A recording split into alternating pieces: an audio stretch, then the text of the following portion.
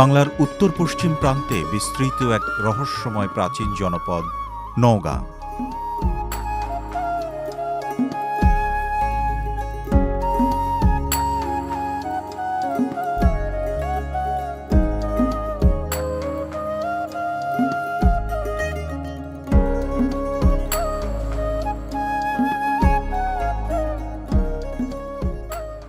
দিগন্ত জোড়া সবুজ মাঠ, শস্যের অফুরন্ত ভাণ্ডার আর হাজার বছরের নীরব ইতিহাসের সাক্ষী এই জেলা। নওগাঁর প্রতিটি ধূলিকণা, প্রতিটি মাটির ঢিবি আর শান্ত হয়ে বয়ে চলা নদীগুলো যেন সময়ের পরতে পরতে জমে থাকা বিচিত্র সব গল্প বলে যায়। এটি কেবল একটি ভৌগোলিক মানচিত্র নয়, বরং বাংলার অতীত গৌরব ও ঐতিহ্যের এক জীবন্ত মহাফেজখানা।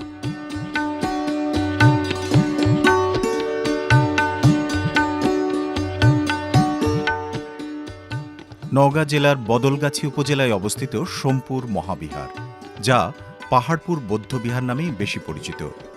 দক্ষিণ এশিয়ার ইতিহাসে এক অনন্য বৌদ্ধ ধর্মীয় ও শিক্ষাকেন্দ্র। প্রায় ১৩০০ বছর আগের এই মহাবিহার পাল শাসনামলের জ্ঞান চর্চা, ধর্মীয় সহনশীলতা ও স্থাপত্য কীর্তির এক জীবন্ত সাক্ষ্য হয়ে আজও দাঁড়িয়ে আছে।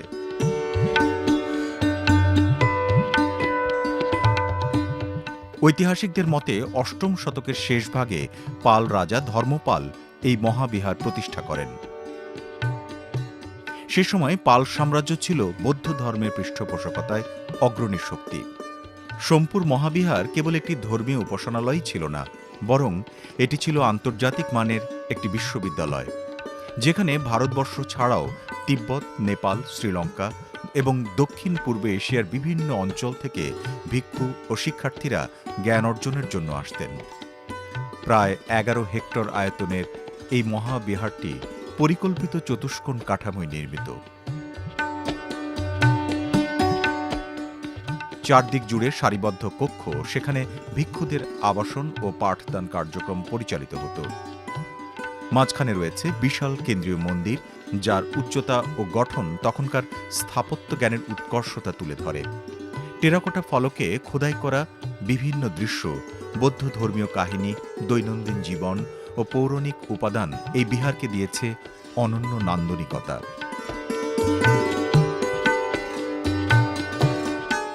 সোমপুর মহাবিহার ছিল নালন্দা ও বিক্রমশিলা মহাবিহারের সমসাময়িক ও সমমর্যাদার শিক্ষা প্রতিষ্ঠান।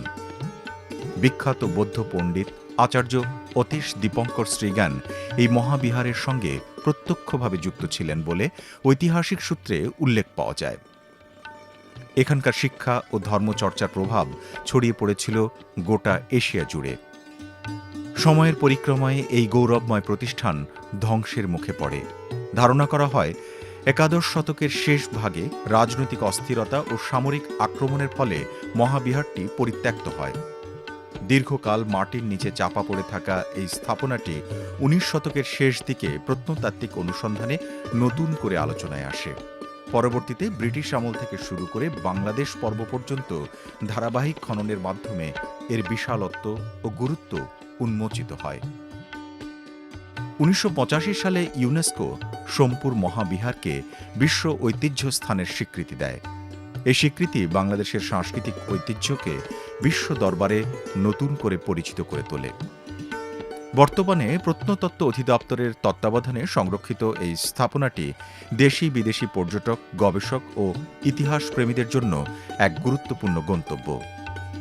সোমপুর মহাবিহার আজ শুধু অতীতের স্মৃতিচিহ্ন নয়, এটি বাঙালির গর্ব, অসাম্প্রদায়িক ঐতিহ্য ও জ্ঞান চর্চার প্রতীক। নওগাঁর পাহাড়পুরে দাঁড়িয়ে থাকা এই নিঃশব্দ বিহার যেন সময়ের সঙ্গে কথা বলে, এক সমৃদ্ধ সভ্যতার উত্থান, বিকাশ এবং পতনের গল্প শোনায়।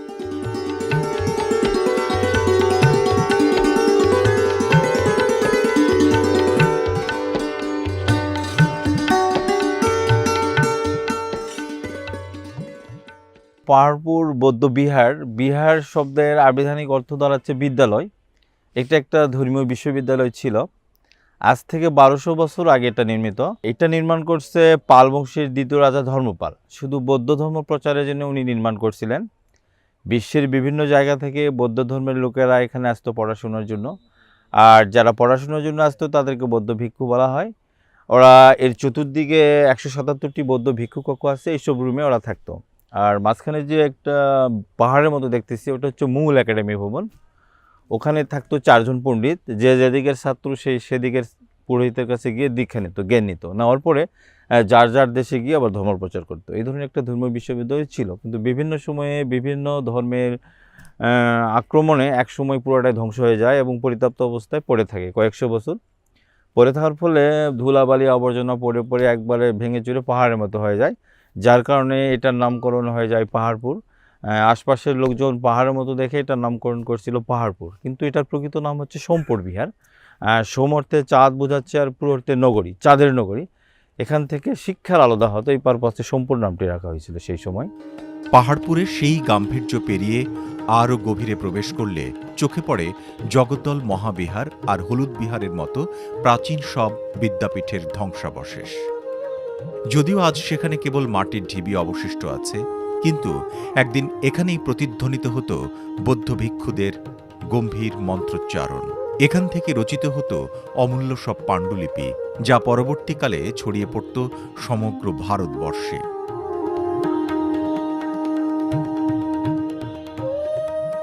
বৌদ্ধযুগের সেই আধ্যাত্মিক আবহ শেষ না হতেই নওগাঁ আমাদের পরিচয় করিয়ে দেয় মধ্যযুগের অপূর্ব ইসলামী স্থাপত্যের সঙ্গে।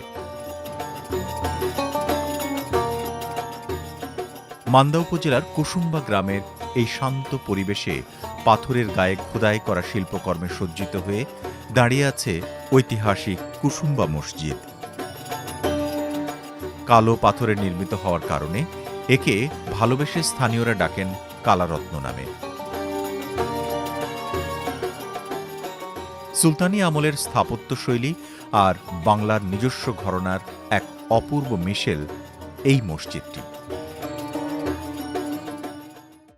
প্রায় 1000 বছর পূর্বে নির্মিত নওগাঁ জেলার মান্দা উপজেলায় ঐতিহাসিক শাহী কুসুম্বা মসজিদ। এই মসজিদটি দেখার জন্য দেশ এবং দেশের বাইরে থেকে অনেক পর্যটন এখানে এসে এটা দেখে। এই মসজিদটি কাগজের 5 টাকার নোটে রয়েছে। এই মসজিদটি আমাদের গর্ব এবং অহংকার। আর শুক্রবারে অনেক জনসমাগম, অনেক লোকজনের এখানে উপস্থিতি হয়, যেটা আমরা দারুণভাবে উপভোগ করি। 500 বছরের বেশি সময় ধরে প্রলয়ঙ্কারী ভূমিকম্প আর প্রাকৃতিক দুর্যোগ সহ্য করে সগৌরবে টিকে থাকা এই মসজিদটি আমাদের স্থাপত্যশৈলীর অজেয় শক্তির প্রতীক। মসজিদের পাথরের দেওয়ালগুলোর গায়ে হাত দিলে আজও যেন সেই নিপুণ কারিগরদের ছোঁয়া অনুভব করা যায়।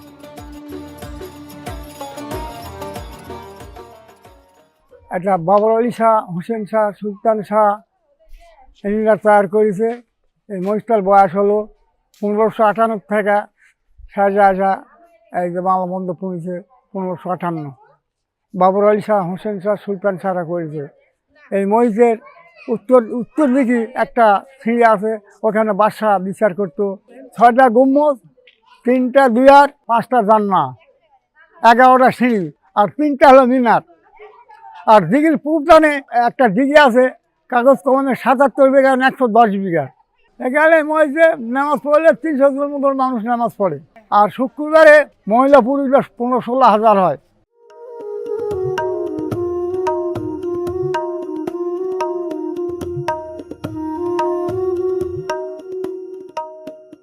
ইতিহাসের পথ ধরে এগুলে নওগাঁ আমাদের সামনে উন্মোচন করে জমিদার আর রাজাদের আভিজাত্যের এক দীর্ঘ অধ্যায়। দুবলাহাটি জমিদার বাড়ি, বালিহার রাজবাড়ি,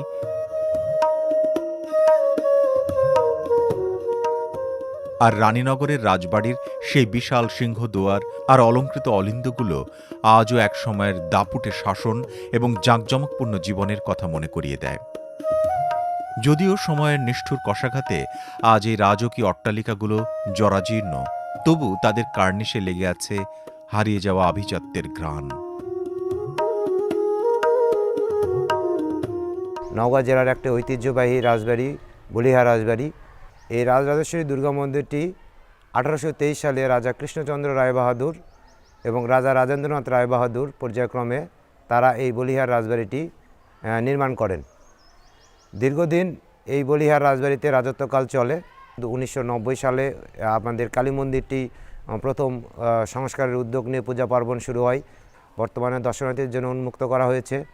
নওগাঁ পত্নীতলা উপজেলায় অবস্থিত রবীন্দ্রনাথ ঠাকুরের কাচারি বাড়ি বাংলা সাহিত্য ও সংস্কৃতির ইতিহাসে এক গুরুত্বপূর্ণ স্মারক।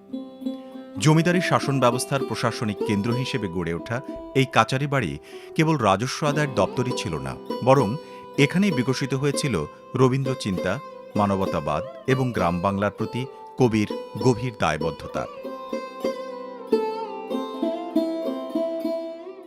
19 শতকের শেষ ভাগে ঠাকুর পরিবারের জমিদারি পরিচালনার অংশ হিসেবে পত্নীতলার এই কাচারি বাড়ির সঙ্গে রবীন্দ্রনাথ ঠাকুরের নিবিড় সম্পর্ক গড়ে ওঠে। জমিদারি তদারকির কাজে নিয়মিত এখানে অবস্থানকালে কবি খুব কাছ থেকে দেখেছেন উত্তরবঙ্গের গ্রামীণ জীবন, কৃষকের দুঃখ, কষ্ট, শোষণ এবং সংগ্রামের বাস্তবতা। এই অভিজ্ঞতায় পরবর্তীতে তাঁর সাহিত্য, প্রবন্ধ ও সমাজ চিন্তায় গভীর প্রভাব ফেলেছে। এই কাচারি বাড়িতে বসেই রবীন্দ্রনাথ রচনা করেছেন বহু চিঠি, কবিতা ও গদ্য। ছিন্নপত্র গ্রন্থের বেশ কয়েকটি চিঠির পটভূমি হিসেবে নওগাঁ অঞ্চলের কথা উঠে এসেছে বলে সাহিত্য গবেষকদের ধারণা। গ্রাম বাংলার প্রকৃতি, মানুষের জীবনযাপন ও প্রশাসনিক দায়িত্ব পালনের অভিজ্ঞতা তাঁর লেখায় নতুন দৃষ্টিভঙ্গি যোগ করে। স্থাপত্যগত দিক থেকে কাচারি বাড়িটি ছিল সহজ ও কার্যকর। প্রশস্ত উঠান, অফিস কক্ষ, নথিপত্র সংরক্ষণের ঘর এবং কর্মচারীদের ব্যবহারের জন্য আলাদা ব্যবস্থা ছিল এখানে। এই ভবনেই জমিদারি ব্যবস্থার হিসাব নিকাশ, কৃষকদের সঙ্গে সাক্ষাৎ এবং প্রশাসনিক সিদ্ধান্ত গ্রহণ করা হতো। আজও সেই স্থাপত্যের ছাপ ইতিহাসের সাক্ষী হয়ে টিকে আছে। রবীন্দ্রনাথ ঠাকুর এই কাচারি বাড়িতে অবস্থানকালে কৃষকদের কল্যাণে নানা উদ্যোগ গ্রহণ করেন। ন্যায্য খাজনা, কৃষি উন্নয়ন, শিক্ষা বিস্তার ও সামাজিক সচেতনতা তৈরির বিষয়ে তিনি ভাবতেন এবং বাস্তব পদক্ষেপ নিতেন। এই অভিজ্ঞতার ধারাবাহিকতায় পরে তাঁর গ্রামোন্নয়ন দর্শন আরও সুসংহত হয়, যার প্রতিফলন পাওয়া যায় শান্তিনিকেতনে। সময় গড়ানোর সঙ্গে সঙ্গে কাচারি বাড়িটি তার প্রশাসনিক গুরুত্ব হারালেও সাংস্কৃতিক গুরুত্ব আজও অম্লান।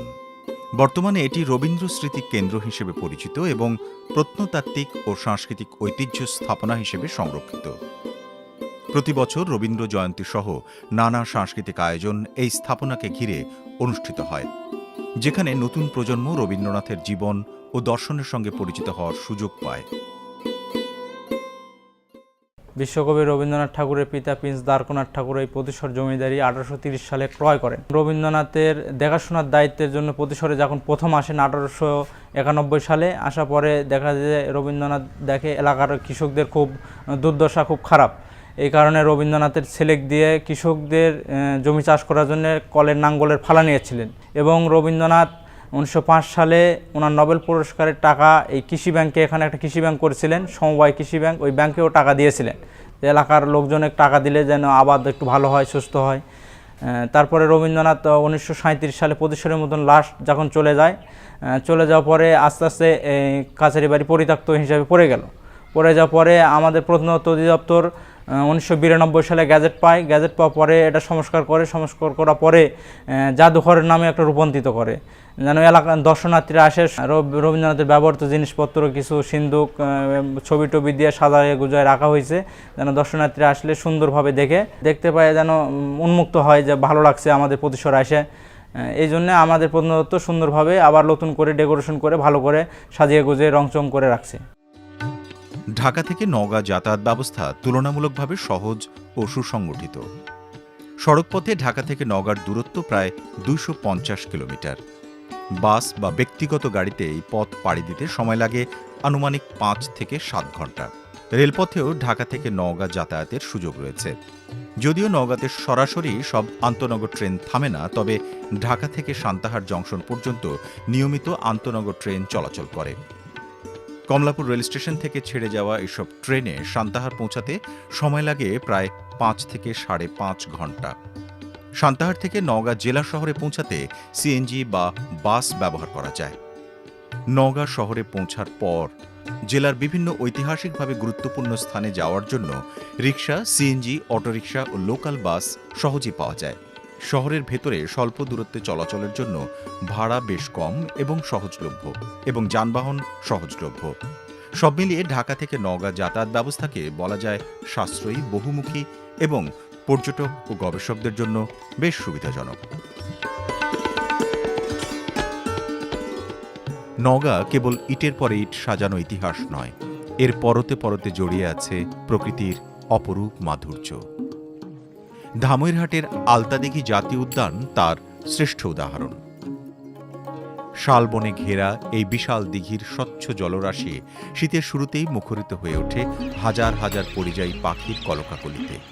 আকাশ জুড়ে পাখির ডানার ঝাপটা আর চারপাশে নিবিড় সবুজ এই স্থানটিকে রূপকথার কোনো রাজ্যের কথা মনে করিয়ে দেয়। এছাড়াও মান্দার দিবর দিঘির সেই টলটলে জলের মাঝখানে দাঁড়িয়ে থাকা রহস্যময় অষ্টকোণী পাথরের স্তম্ভটি আমাদের মনে করিয়ে দেয় অতীতের কোনো বীরত্বগাথা বা ক্ষমতার লড়াইয়ের কথা। নওগাঁ কেবল তার অতীত ইতিহাস নিয়ে পড়ে নেই, বরং ইতিহাসকে পরম মমতায় ধারণ করে এটি আধুনিক কৃষি ও সংস্কৃতির এক সমৃদ্ধ জনপদ হিসেবে গড়ে উঠছে। নওগাঁ শহর এখন আধুনিক শিক্ষা ও অর্থনীতির প্রাণকেন্দ্র হলেও এর শেকড় প্রথিত রয়েছে সেই প্রাচীন সভ্যতার গভীরে। সোমপুর মহাবিহারের গম্ভীর মহিমা থেকে শুরু করে কুসুম্বা মসজিদের পাথর খোদাই শিল্প, জমিদার বাড়ির আভিজাত্য থেকে পতিসারের রবীন্দ্র স্মৃতি, সবকিছুই নওগাঁকে দান করেছে এক অনন্য মর্যাদা। নওগাঁ জেলার ইতিহাস আমাদের শেখায় অতীতের গৌরবকে বুকে ধারণ করে বর্তমানের পথে পা বাড়াতে। নওগাঁর ইতিহাস আমাদের আরও শেখায় ঐতিহ্যের ধারাকে সঙ্গী করে গড়ে তুলতে হয় এক উজ্জ্বল ও সমৃদ্ধ ভবিষ্যৎ।